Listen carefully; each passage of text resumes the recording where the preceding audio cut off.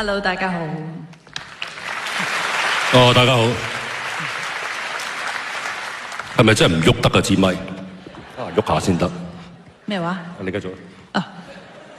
嗱，你係老闆啦，又係演員啦，咁啊拍好多戲啦，又睇好多劇本啦。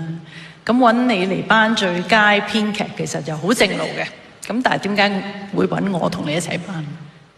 哦，因為你喺編劇界裏邊嚟講咧，你係令到最多編劇得到快感嘅演員嚟嘅。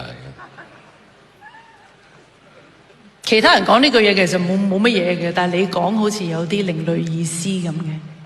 哦，個意思就係咁嘅。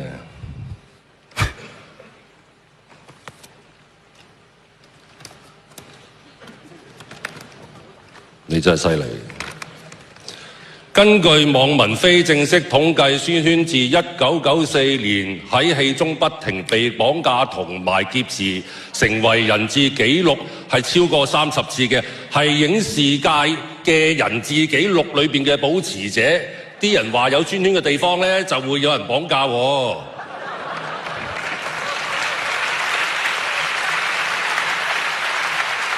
係啊，你睇住添啊！今晚帶你珠寶帶咁多。其實編劇真係好多嘢可以學嘅。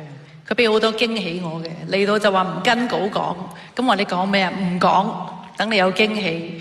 去到後台，佢都係唔講。係啦，我而家同你講啦。出到嚟佢跟稿講。